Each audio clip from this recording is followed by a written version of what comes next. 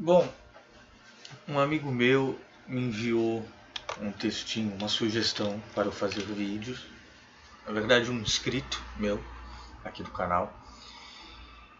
E ele disse assim: Fernando, já que você no seu último vídeo define o que é o neoliberalismo, o que é o capitalismo neoliberal, e já que em outros vídeos e textos seus no blog, nas redes sociais, você deixa muito claro que você é um crítico do neoliberalismo, ainda mais porque você, vez ou outra, cita o Ying Xuan, né? Que para mim provavelmente é, pelo menos por enquanto, no nosso tempo, o filósofo que mais cirurgicamente consegue identificar os problemas do neoliberalismo, né? E ele é um crítico do hiperconsumo também, sul-coreano, radicado alemão. E esse meu inscrito, ele também é inscrito no canal do Pirula, que eu não conhecia. Eu via uma vez aqui ou outra ali, mas eu nunca acompanhei nenhum youtuber. Ou talvez, não me lembro que eu tenha acompanhado nenhum youtuber, não acompanho youtubers. Não conhecia o Pirula, né? Mas ele falou: faça um vídeo sobre pesquisa científica, os cortes que podem vir, a extrema importância do Estado no mundo todo, subsidiar a pesquisa científica e acadêmica no geral, os investimentos em ciência, tecnologia, educação, né? E o texto dele é o seguinte, abre aspas. Depois eu fui ver que parece que, ainda não conheço muito bem, parece que o Pirula é ligado nessas coisas de ciência. A área dele talvez seja ciência e tal. Abre aspas, escreve o meu inscrito. O Pirula disse que antes mendigar para a iniciativa privada do que esperar do Estado, já que com o novo desgoverno do Bolsonaro haverá cada vez mais cortes. Pirula, tem outra alternativa sim, você começar a se posicionar com firmeza politicamente contra o neoliberalismo. Você tem quase 1 milhão de inscritos no seu canal, cara. E você não precisa necessariamente ser de esquerda para fazer isso. Existe desenvolvimentismo de direita, caso você não saiba. O mal deste país é que a nossa direita é tão desgraçada, entreguista, que acabou ficando para a esquerda defender toda a agenda nacional, ou nacionalista até, e pró-desenvolvimento, capitalista. Não cabe à esquerda fazer isso. Essa direita do Brasil tem que acordar para a vida, fecha aspas. Bom, esse papel é também exercido às vezes pelo centro, até alguns democratas, etc. Os liberais brasileiros são todos uma farsa, né? Fora e dentro da política. Mas enfim, ficou para a esquerda mesmo, né? E para o centro democrático, mas a esquerda dos assuntos. Mas bom, esse meu colega, esse meu inscrito, ele é muito ingênuo, né? Ele está pensando no plano teórico. Quando ele diz que a direita precisa acordar para a vida, né? Bom, antes de qualquer coisa, Pirula, você precisa ir contra o neoliberalismo. Não basta apenas falar que não vai vir nada desse Estado bolsonarista, né? E aprende as coisas que eu vou falar aqui. Talvez você já saiba de algumas, mas enfim. Já que nós estamos no YouTube justamente para fazer uma frente de educação popular e das redes sociais do maior número possível de pessoas, já que elas são desinformadas constantemente por politiqueiros e pela elite, e pela mídia, por um setor privado. Bom, por uma grande mídia. Mas é muito ingênuo esse meu inscrito ele falar que a direita precisa acordar para a vida, porque ela não vai acordar para a vida, meu caro. Sabe por quê? E você precisa entender por quê. É porque essa direita, e mesmo a extrema-direita, né, bolsonarista e afins, veja que o armamentismo é puro negócio para tauros, né? Os bolsonaros são armamentistas, não só porque eles devem achar mesmo que tem que ter uma arma para se proteger, e ainda mais diante dos discursos de violência e de ódio deles, é claro que ele vai se blindar, vai ser o presidente mais blindado do país, talvez mais do que os militares. Mas é porque eles são garotos propagandas da Taurus. É dinheiro. E isso não vai resolver. Eu já tenho feito vídeos e textos que não é um Estado mais policialesco e máximo para ser autoritário, né? É mínimo no básico e nas necessidades, mas é máximo no fundamentalismo religioso que legisla nas nossas vidas e no autoritarismo policialismo. Não vai ser isso que vai resolver. Tem que tratar a desigualdade, tem que tratar a educação, tem que tratar uma reorganização do espaço centro, periferia, urbano, etc. Mas eles não querem saber disso. Querem matar, se defender e ganhar dinheiro. Então, mas por que a ingenuidade mora no fato de que a maior parte de vocês ainda não percebeu que a direita e a extrema-direita são cooptadas pela elite? Ou serviçais plenamente conscientes da elite. Então a direita é entreguista porque a nossa elite, nossa entre aspas, é entreguista. Então a direita é entreguista, ok, mas vamos ser claros e identificar o problema central.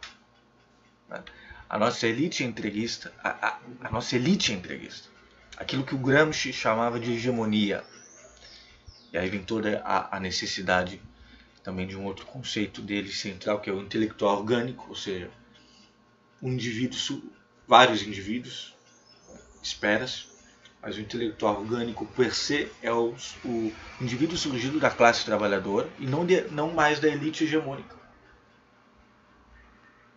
que detém não só os meios de produção, a elite, a burguesia, não é a classe média, sem consciência de classe, mas que não se identifica com os pobres e com a classe trabalhadora, se identifica com a elite, classe média, para não dizer outra coisa, otária e alienada, cooptada também pela elite, a elite, assim como essa direita e essa extrema-direita. Mas é um intelectual orgânico surgido da classe trabalhadora e não da elite hegemônica, que não só detém os meios de produção materiais, como detém também os meios do saber, detém, enfim, essa intelectualidade, geralmente. Mesmo que seja, como no caso do Brasil, os nossos grandes intelectuais de esquerda. Mas ainda não deixa de ser uma elite, que não são da classe trabalhadora necessariamente, geralmente. Então, aí vem o Gramsci, só rapidamente, falando na necessidade de um intelectual orgânico, ou seja, um indivíduo da nossa classe social, que tem os meios, seja educado para tanto. Aí vem a educação que é central no Gramsci, contra a hegemonia. Uma revolução cultural de educação e conscientização das massas para uma contra-hegemonia, que não é instaurar autoritarismo ou autoritarismo de esquerda, ou substituir a elite hegemônica atual por uma outra hegemonia, mesmo que seja da classe trabalhadora. Não, mas atuar num sentido libertário descentralizado e descentralizante e totalmente contra-hegemônico, contra qualquer hegemonia. Este é o ponto central. Bom, então a elite brasileira é entreguista. Como diz o Gessé Souza, grande sociólogo, ele lançou uma espécie de trilogia, né, a Ralé Brasileira, sobre os pobres no Brasil. A elite do atraso, da escravidão Lava Jato, sobre a nossa, entre aspas, nossa elite brasileira. O que ela tem de diferente do resto das elites do mundo?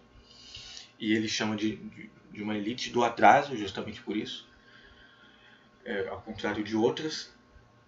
E recentemente lançou a classe média no espelho, como uma classe média cooptada pela elite. Bom, uma elite que, ao contrário da europeia ou americana, por exemplo, não pensa a médio e longo prazo no desenvolvimento da nação, no nosso desenvolvimento geral, coletivo, né? Pensa sempre a curto prazo e no lucro, somente. As elites do resto do mundo também só pensam no lucro e pensam também no curto prazo, mas tem um histórico de pensar a médio e longo prazo. E não são entreguistas, como a nossa. Uma elite que, portanto, não é compromissada com o nosso desenvolvimento a médio e longo prazo, que é completamente descompromissada, né, em relação a isso, de maneira exagerada até. O Chomsky diz em várias entrevistas dele para a imprensa escrita no Brasil, sempre que ele está no Brasil, ou dar entrevista para o Brasil. Ele tem uma mulher que é brasileira, ele está sempre por aqui. Se encontrou com Haddad, Ciro Gomes, Roberto Schwartz. Ele diz assim, Roberto Schwartz, grande intelectual de esquerda, infelizmente muito acadêmico, só conhecido pela academia, mas ele diz assim, e marxista, o Chomsky diz, se eu não me engano, ele diz isso em várias entrevistas, mas naquele Mário Sérgio Conte, né? Para Globo News, se eu não me engano. Mário Sérgio Conte, que embora seja da Globo News, às vezes está na direita, mas ele também às vezes está mais à esquerda, vai entender. E o Chomsky diz, a elite brasileira, ao contrário da asiática, por exemplo, não é controlada. A elite asiática é controlada pelo Estado. A elite brasileira não. A elite brasileira era uma elite que exporta capital e importa produtos de luxo. Sem contar outras coisas que o próprio Darcy Ribeiro já falava, né, no Roda Viva, né, aquele vídeo fascinante dele. É uma elite hegemônica, nós novamente vemos Gramsci, mas hegemônica calcada no quê? Em algo que a elite europeia não é, por exemplo. É calcada na escravidão.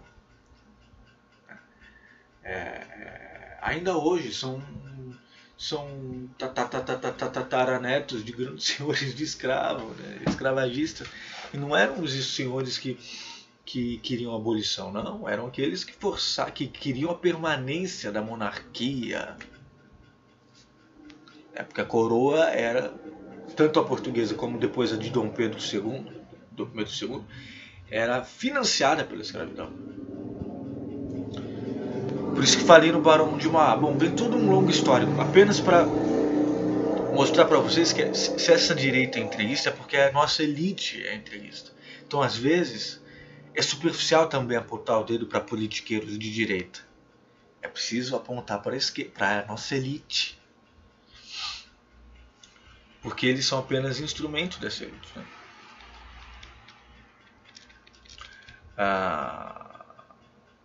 E o Florestan Fernandes, se eu não me engano, aquele sujeito da Boitempo, procurem Boitempo, Florestan Fernandes. Ele fala que já nos anos 70, Florestan Fernandes, em alguns dos seus livros, diz que a burguesia brasileira ela não compete no exterior, ela não quer competir no exterior, e ela quer apenas monopolizar nacionalmente, e não compete no exterior. Ela tem segurança de competir no exterior. Não estou falando de produtos assim como carne ou sei lá, se soja, não sei mais o que o Brasil tem grandes relações comerciais, por enquanto, até agora. Mas produtos assim importantíssimos, por exemplo, de inteligência, de informação, de tecnologia e outros, vários outros de consumo, assim, o Brasil não compete, né, do jeito que o Brasil realmente merecia, não exporta. Né. Bom, é a mesma elite que suicidou o Vargas, não o Vargas que foi de fato um ditador, né, nos anos anteriores, na ditadura Vargas, né, cuja polícia tinha uma polícia secreta caçando comunistas e espancou a Pagu aqui em Santos. Foi presa aqui na cadeia velha de Santos, tem fotos dela com o rosto, né? Foi espancada, que entregou a Olga para os nazistas junto com o Supremo Tribunal Federal e a assinatura do Vargas. Engraçado, duas mulheres, né? A Olga, comunista, judia, e a Pagu, feminista, brasileira, militante. São dois exemplos que mostram como foi uma ditadura, realmente ditadura, assim, tanto quanto a de 64, mas uma ditadura que batia, prendia, matava mulheres. Mulheres aguerridas, militantes, mas não importa. Então, mas não foi a elite, não foi esse Vargas que a elite suicidou. Porque para ela poderia ter continuado até essa elite para caçar os comunistas ou qualquer projeto nacional de desenvolvimento. Não. Foi o Vargas, justamente, aquele Vargas que quebrou com a oligarquia anos depois dessa ditadura, quando ele volta e é eleito. Né? É o Vargas que quebrou com a oligarquia e favoreceu os trabalhadores. Não só com a CLT também. O Vargas do estatismo no geral, né? Que tem vários vícios, né? O estatismo brasileiro, o funcionalismo brasileiro. Isso é histórico, todo mundo sabe, mas é o Vargas do petróleo, da Petrobras, dos direitos trabalhistas. Né? O Vargas que beneficia bastante as exigências do próprio Partido Comunista e da classe trabalhadora brasileira que somos nós. É a mesma elite que depois vai permitir o golpe de 64. Leiam a carta de suicídio do Vargas porque é uma aula de Brasil. E é a elite que depois, anos depois, nós temos o Jânio Quadros, que a elite tampou o nariz, assim como tampou para o Collor, também foi um segundo Jânio Quadros, e tampou agora para o Bolsonaro, que é o terceiro nessa linhagem. Jânio Quadros que renuncia e depois acaba sua renúncia irresponsável, um doido, um maluco, que queria proibir roupas íntimas na praia, enfim. Mas recebeu o Che Guevara, deu prêmio para o Che Guevara, umas loucuras. E depois o Collor, neoliberal, também extremista, que justamente provocou um apagão cultural e acadêmico, acabou com o CNPq, acabou com o cinema brasileiro, com a Ancine, né? Acabou com a cultura e tal. Mas depois teve que voltar, depois voltou, sempre capengando, e com o Lula atingiu um nível máximo, sobretudo o nível acadêmico. Daqui a pouco talvez eu fale disso. E aí o Bolsonaro agora, que é como o Pirula está dizendo, vai ter cortes. Porque é um anacronismo desses ministros todos. Bom, mas eu estava lá, a mesma elite que suicida o Vargas, o segundo Vargas, o Vargas segundo, né? Houve um Vargas primeiro, o Vargas segundo. A mesma elite do golpe de 64. Né? Onde os militares foram justamente instrumentos também dessa classe dominante. E do próprio imperialismo americano. E ainda são milicos ultrapassados, com cabeça de Guerra Fria, bitolados no quartel, sem conhecimento nenhum de geopolítica, né? E do que é hoje a sociedade brasileira. Aliás, eles também são serviçais de grupos privados. Né? Veja esse ministro da deseducação. Ele sempre deu aula em quartel e ele também quer o corporativismo nas escolas. Né? Então, militarismo e corporativismo. Essa escola com censura é isso. Não falar nada de socialismo, nada de conscientização crítica. Mas vim com neoliberalismo, corporativismo, individualismo, propriedade privada e vim com militarismo, sem contar o fundamentalismo religioso dos pais. Bom, mas ainda hoje os milicos são assim. É um exército antipatriota. Veja a Boeing, a Embraer sendo vendido, né? Uma elite mais preocupada, militares mais preocupados, a elite também, mais preocupados com o Lula preso, né, do que com a vida do brasileiro, que piorou sem o Lula. Gostando do Lula ou não, é a realidade. Você sendo de esquerda, também tem a crítica de que o PT nunca fez uma reforma tributária, eu também tenho. Uma reforma agrária que foi começada com o Lula, mas que não se aprofundou, eu também tenho. Mas o quanto também essa elite não permitiu essas coisas. Ao mesmo tempo em que o partido que estava com maioria, estava bem, não insistiu também. Por exigências do mercado e por própria irresponsabilidade. Mas o fato é isso. O IBGE mostra que a extrema pobreza voltou, que é uma precarização total do trabalho, que nós estamos mais pobres. Há uma massa na informalidade. O Brasil só não quebrou por causa dessa massa na informalidade. Não é porque seu Michel Temer, ilegítimo, com o PSDB golpista, controlaram a inflação e os juros. Não. É porque há uma massa de milhões de brasileiros no cotidiano, sem garantias, na informalidade, talvez sem perspectiva de futuro, depende de como as coisas vão se dar, e talvez até sem direitos previdenciários, porque o Paulo Guedes quer votar logo essa desforma da Previdência, uma capitalização, esse é o neoliberalismo. Por causa dessa gente carregando o Brasil nas costas que nós não quebramos. Essa gente produzindo sem garantia nenhuma, na maior precarização, mas ainda produzindo, consumindo e produzindo. Bom, então essa elite, esses militares assim, de direita, estão mais preocupados com o Lula preso e cooptam as classes trabalhadoras, ou seja, setores da sociedade brasileira para também se preocuparem com isso, e a mídia junto, que serve ao mercado, do que a vida da vida do brasileiro que piorou. Isso é estatística, é pesquisa. Depois da desforma trabalhista do Temer, do PSDB, piorou sim o Lula. E sem a Dilma também. Com o Temer, PSDB, agora o Bolsonaro.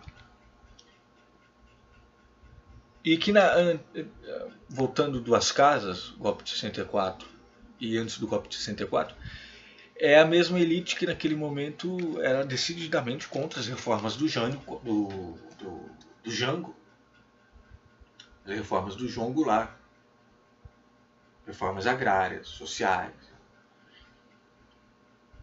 E ao mesmo tempo, é o que eu sempre digo, em janeiro de 64, o Jango taxa as multinacionais americanas. Também, tem isso também. Não só queria uma reforma agrária, que ia resolver os problemas de terra e moradia, para descentralizar o setor fundiário, os grandes fazendeiros e escravagistas, e reformas sociais que iriam melhorar a vida do brasileiro. Acho que inclusive que uma reforma tributária também se pensava, se eu não me engano. Eram grandes reformas importantes que nós ficamos minguando anos e anos. Até ver o Lula, que seria a outra promessa para trazer de volta essas reformas. Para o Brasil ter um status, que foi o que a Europa conquistou. Foi o que os Estados Unidos conquistou. Cada um guardadas as devidas proporções e diferenças muito decididas, e também depende de qual país da Europa. Mas um status a mais, o Brasil tinha essa chance. E aí veio o golpe. E aí, como eu estava dizendo antes, não só isso que incomodou muito a elite brasileira, mas a taxação das multinacionais que incomodou os americanos, sobretudo num contexto geopolítico de Guerra Fria. E aí que literalmente o embaixador Lincoln Gordon vindo cobrar explicações e tal. E aí ele compra o Congresso para votar a favor da intervenção militar e tal. E pagou até, que nem diz o Plínio Arruda num vídeo que eu coloco aqui, pagou até um padre, Patrick Patterson, irlandês, que nas televisões ali ele rezava o texto e depois sempre sentava o pau no Jango para atiçar as católicas que se uniram contra o medo do comunismo, foram às ruas na marcha com Deus pela família e liberdade, que foi um grande estopim que deu aval tanto para os políticos quanto para os militares, esse aval, né, dessas mulheres, quer dizer, da sociedade civil, por isso que se chama ditadura civil-militar ou militar-civil, para dar um golpe de 64.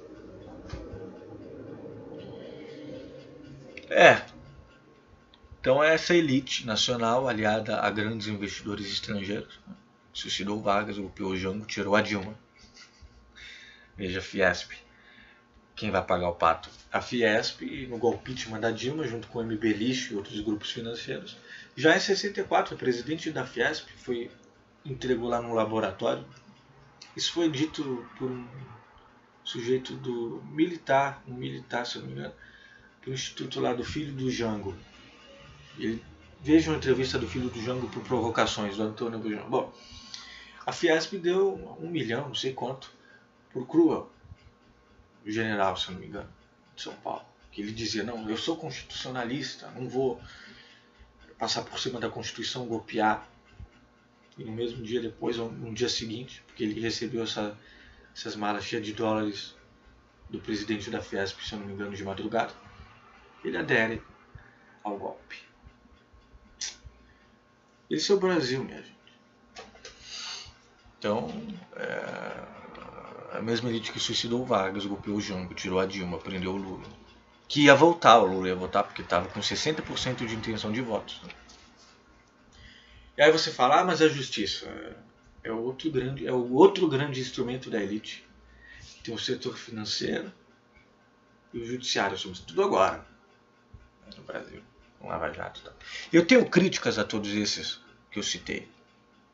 Mas a canalice do outro lado é óbvia. É flagrante, é contra você, sou eu. É flagrante. Tanto que os dois grandes setores de ação e instrumentação nunca são investigados, da elite nunca são investigados por esses supostos paladinos da corrupção, Sérgio Moro, Lagnol, todos os outros da Lava Jato. Os dois grandes sistemas, a saber, o judiciário nunca é investigado, que nem diz o Gessé Souza, num vídeo que eu coloquei aqui no meu canal também. Tem algum idiota que pensa que o judiciário é menos corrupto e é mais bonzinho do que a política? Tem. Pior que tem, Gessé Souza. Tem muitos brasileiros que pensam assim. Enganados. De todas as classes sociais. Que acham que a polícia... Veja as milícias no Rio de Janeiro. Mataram Marielle, que estão sempre ameaçando Marcelo Freixo, porque eles criaram CPIs de investigação da polícia e até para ajudar policiais idôneos. E esses juízes são elitistas também, com seus auxílios moradias, fartos salários e agora querendo aumentar, não, conseguiram aumentar. Então tem alguém que... vamos pensar. O judiciário também é um grande instrumento de poder, sempre foi no mundo inteiro. Sobretudo nos momentos de autoritarismo, nazismo, fascismo italiano, nazismo alemão. O judiciário está lá no bojo disso tudo, no topo. E do lado do setor financeiro, que eu já deixei claro aqui. Veja a delação premiada, virou um negócio entre esses dois setores, né? Financeiro e judiciário. Né? Pura e simplesmente. Veja que o judiciário, o Sérgio Moro, não à toa, muitos dizem, escrevem, o Sérgio Moro quebrou a economia brasileira. Acabou com a indústria brasileira. Odebrecht e outros. Tem corrupção? Tem. Mas houve... foram ações de lesa pátria que murcham totalmente a potência brasileira, desindustrializam o Brasil, acelera este processo, o mercado brasileiro fica frágil e vem o de fora. Bom, por que criticar o neoliberalismo? Isso tudo que eu estou falando. O fato é que o neoliberalismo ele não quebra com a oligarquia, ele não quebra com isso tudo. O livre mercado é uma farsa. Como eu disse no outro vídeo, quanto mais compete com pessoas, o David Harvey, dá um Google nele também, vai comprar os livros dele, grande geógrafo inglês, com formação marxista, mas ele não é ortodoxo, ele é heterodoxo. Os grandes marxistas são heterodoxos, abertos e tal. A linhagem de um Lukács, Rosa Luxemburgo, Gramsci. David Harvey diz, uma hora, quando há essa competição de fato, que no Brasil talvez nunca tenha existido de fato, mesmo com o Lula. Lula favoreceu muitos banqueiros e os oligopólios e ainda chamam ele de comunista. Bom, essa gente enganada pela elite chama até o Temer de comunista. Bom, uma hora vem o top dos tops, o fodão, o pica das galáxias e compra tudo. Por isso que o Wall Street, diz o David Harvey, ama fusões e aquisições. O que é esse comprar tudo? É a monopolização. É a monopolização do capital. Por isso que o livre mercado é uma farsa. Por isso que a teoria neoliberal é uma farsa. Desde a crise de 2008, 2007, isso se mostrou. Se mostrou neste processo. Exatamente assim que eu estou falando. A mínima regulação garante a máxima monopolização do capital. Diz o Paul Virilio. E como eu disse no meu último vídeo, eu disse essas coisas também, essas últimas coisas que eu disse agora. O neoliberalismo ele transforma direitos, os nossos direitos humanos, básicos, de sobrevivência, universais, da vida, de saúde, instrução, educação, transforma tudo isso em serviços privados, caros, que a maior parte não pode pagar. É a tal da privatização, etc. E o orçamento público, que é o que realmente define o tamanho do Estado, é o orçamento público, serve não à população em geral, não a nós, né? Não à inteligência, não à saúde, à educação, mas a serviços públicos, e não a serviços públicos, mas a bancos, setor privado e grandes empresas. É isso que está na questão da FUVEST que eu li no meu último vídeo. O neoliberalismo ele abre a fluidez dos capitais.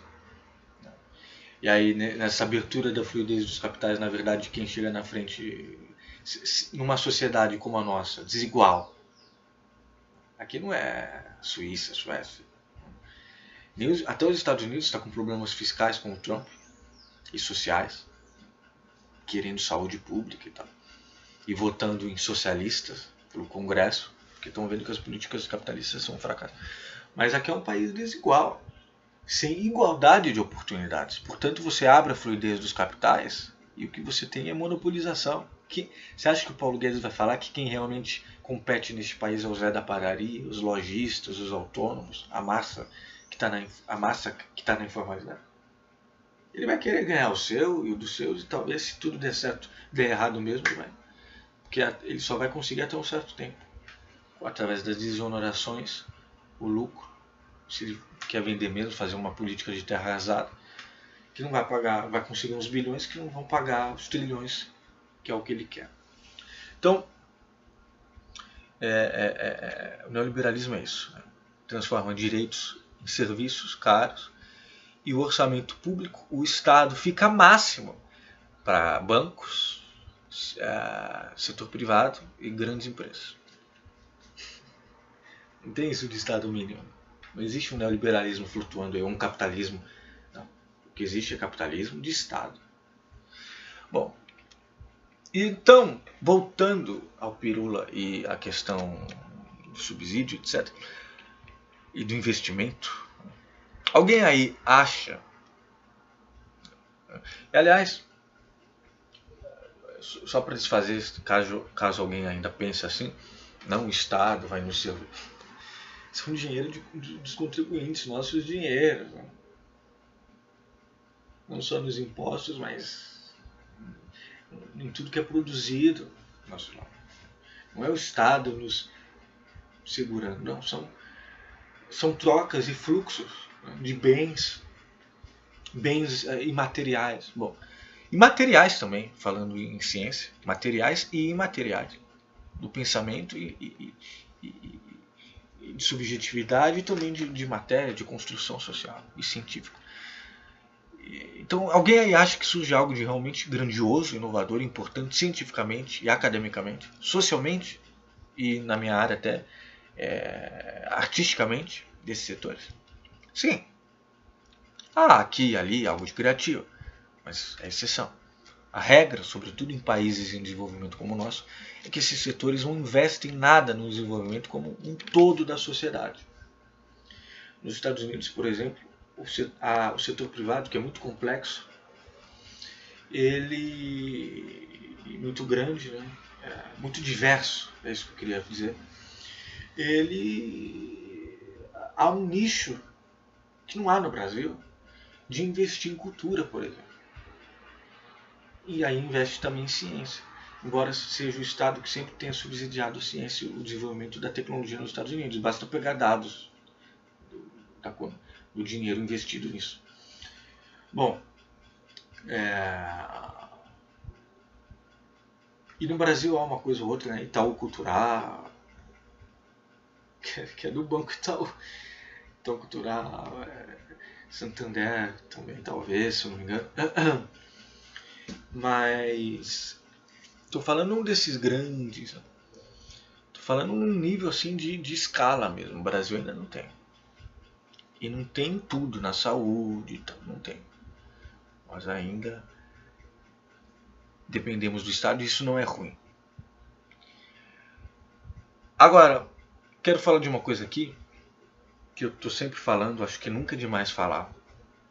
Toda a nossa tecnologia high-tech dos nossos celulares e smartphones, por isso não tem cabimento a baboseira de socialista de iPhone, todos os nossos computadores, a internet, enfim, tudo surgiu de laboratórios militares e científicos financiados pelo Estado, lá nos Estados Unidos, anos 50, 40. Dinheiro dos contribuintes. É que depois que tudo está feito, entrega-se de bandeja para as grandes corporações, né? Que comercializam. Por exemplo, o computador tal como nós o conhecemos hoje ou até décadas atrás, que vai sempre modificando, mas o personal computer, ele é finalizado nos anos 50 no Instituto de Massachusetts, que é onde inclusive o Chomsky vem, né? E ele diz isso. Nos anos 50, cerca de 20 anos depois, em 77, a Apple comercializa o primeiro computador pessoal. Não é verdade? Mas foi a Apple que criou? Não. O Instituto de Massachusetts, com abundante financiamento, sobretudo do pós-guerra,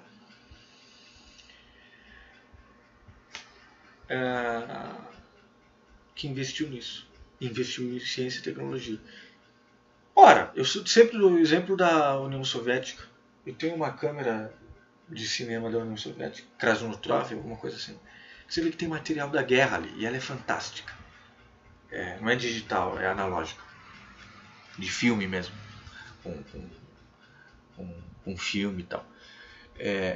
A União Soviética, que era o segundo mundo, fora do mundo capitalista, não ficou para trás na corrida espacial, junto com os americanos, e nem no desenvolvimento tecnológico. Não ficou para trás. Então, se tivesse ainda existido a União Soviética e tivesse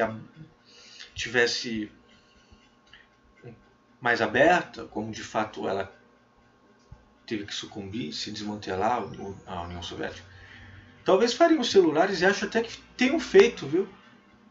Segundo um colega meu argentino, ele é stalinista, eu brigo com ele, mas ele me mandava várias informações a respeito. E imagens da União Soviética. E tem um perfil ótimo no Instagram e no Facebook, Soviet Visuals. Acho que é feito por americanos. Com visuais da época da União Soviética. Acho que eles fariam celulares do mesmo nível, até melhores. Então, essa coisa de socialista de iPhone cai por terra. E já tenho feito vídeo sobre isso. Então, e os celulares, a nossa estrutura também. Tanto a estrutura material, quanto, por exemplo, o GPS. A estrutura material que vem de laboratórios militares e científicos. Veja a teoria da informação. Laboratórios científicos e militares, cara. Não tem nada de corporação capitalista. E aí você pega o GPS dos nossos celulares, vem de onde? Vem da Marinha. Das bússolas da Marinha. Então vamos nos informar. O brasileiro está... Meu Deus do céu, o brasileiro... Tem exceções que só confirmam a regra da burrice, né? Bom, e aí vem canais... Ai, é um pandemônio. Canais desinformar. Bom. E no Brasil também, investimento em ciência e tecnologia, não só na área da saúde, vejo o nosso SUS, precisa ser melhorado, mas que atende milhões de pessoas, mas na área da ciência. Não só o Miguel Nicoleles, né, que ele é o cientista brasileiro talvez mais famoso e mais reconhecido no exterior, com seus experimentos importantíssimos na manutenção do corpo humano, que aliás precisam ser muito bem observados em termos éticos de tratamento de animais, né?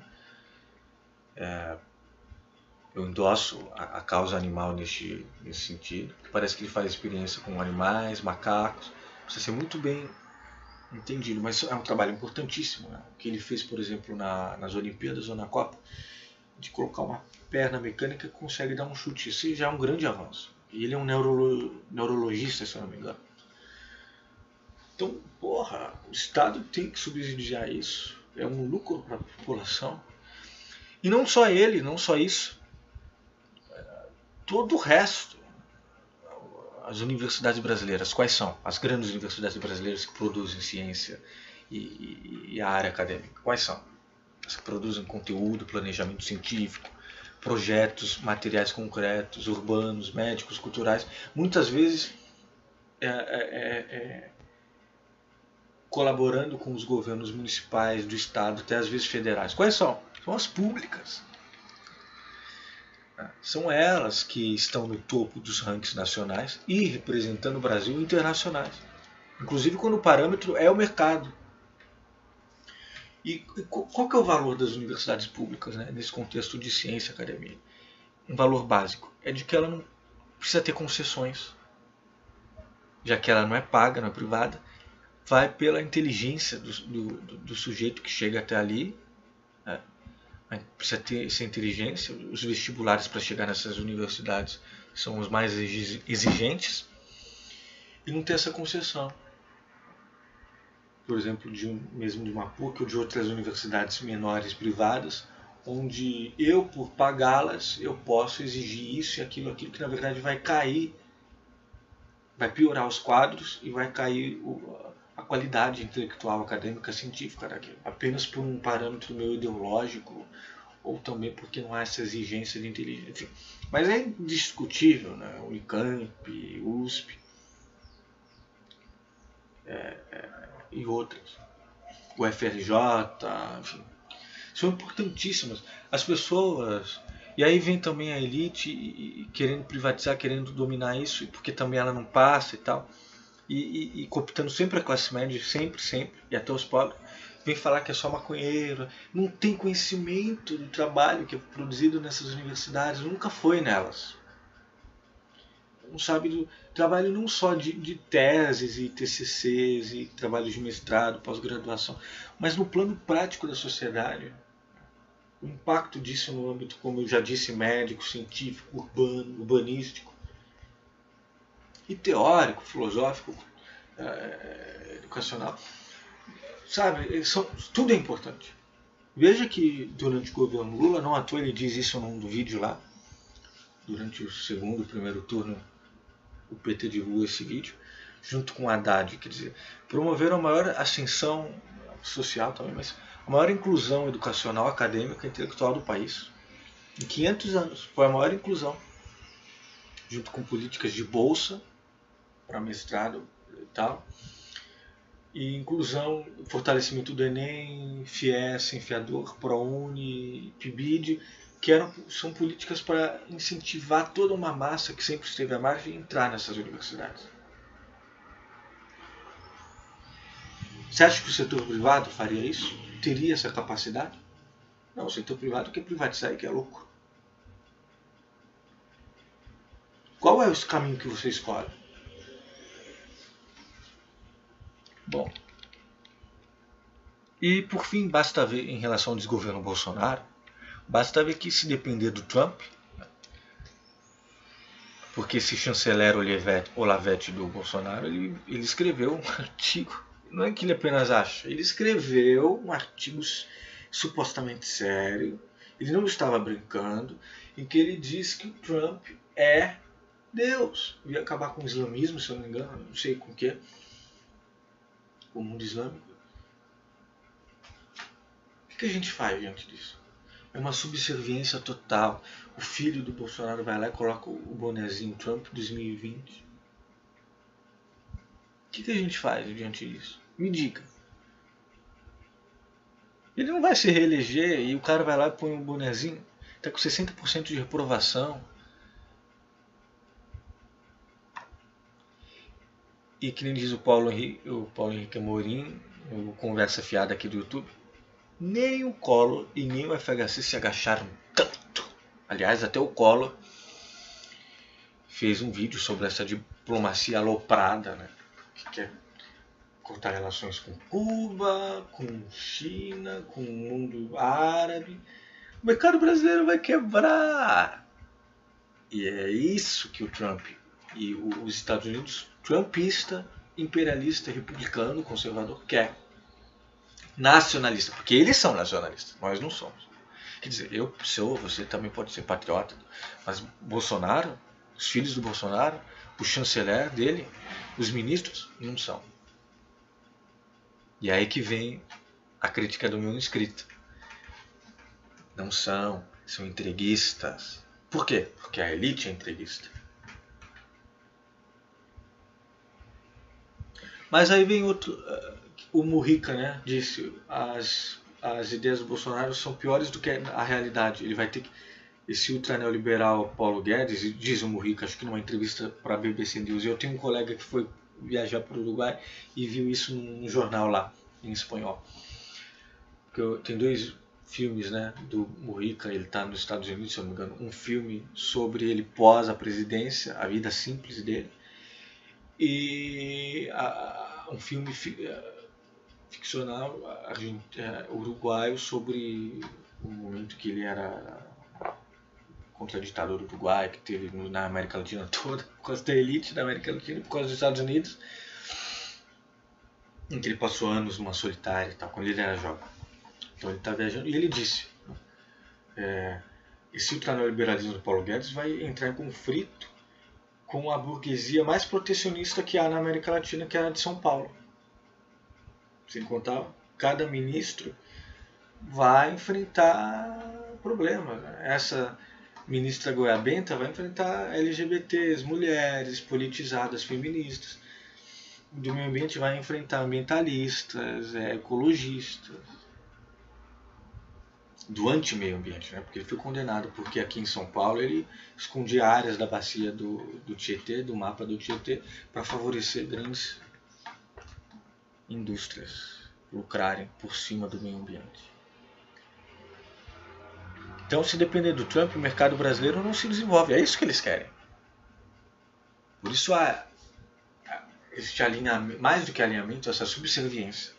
Não é um alinhamento à política do Trump. E não é nem aos Estados Unidos, é a um governo específico que é o do Trump. Não. É uma subserviência.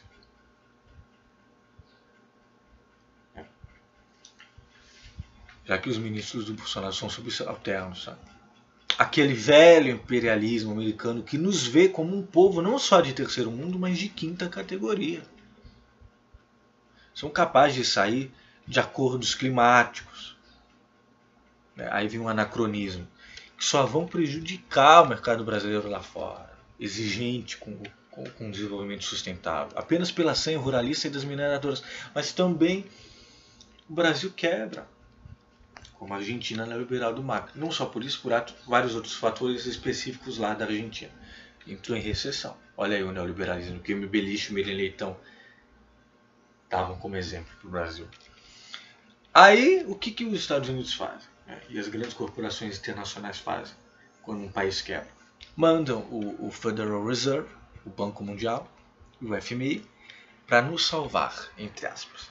Porque é isso que eles mais querem, junto a tomarem a Petrobras, nosso petróleo, pré-sal, Amazônia, etc. Então, fazer um trabalho de educação popular, como dizia o Paulo Freire, e conscientização é importantíssimo. E arregimentar grandes marchas e protestos, né, dos movimentos estudantis, sociais, intelectuais, acadêmicos, científicos, das mulheres e homens politizados, dos ambientalistas, ativistas, militantes e dos partidos progressistas ou à esquerda. O PDT, o PSB e o PCdoB criaram uma aliança contra os retrocessos e as regressões do Bolsonaro na Câmara e no Senado. A Rede, o PT, que tem a maioria no Congresso.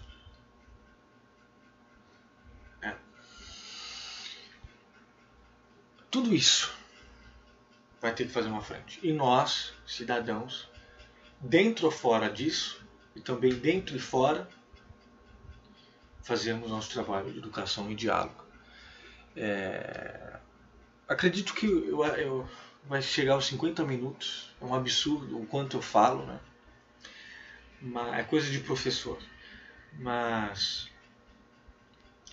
acredito que eu dei um panorama do que é a nossa elite, do que é a nossa classe média cooptada e da necessidade dos nossos pobres terem um status através de uma reforma tributária. Mas, neste vídeo em especial, falar do neoliberalismo, conseguir dar os aspectos centrais de uma conceituação do neoliberalismo e de como o Estado tem um papel substancial em tudo, nos direitos, na saúde, na educação e na cultura também, mas no desenvolvimento tecnológico e científico de uma nação. Então, o que eu posso dizer por fim? Com garra, vamos ser nacionalistas de fato. Não no nível protecionista, mas no nível de exportar talentos, exportar ciência, exportar informação. O Brasil tem uma grande ciência. E derrubar esse desgoverno Bolsonaro até que venham o mais rápido possível novas eleições que projetem o Brasil num protagonismo internacional em todos esses níveis e que não seja subserviente e que não permitamos nenhum corte, nenhum apagão cultural ou acadêmico. Lógico, sempre lembrando de todo o resto que eu disse durante esses 50 minutos em termos da importância do Estado e do que é o neoliberalismo. Vamos ver se eu volto com outro vídeo ainda hoje ou por essa semana. Se inscreva no canal, curta este vídeo e estamos juntos. Na resistência, mais do que na resistência, na luta. Dentro do Brasil ou fora do Brasil.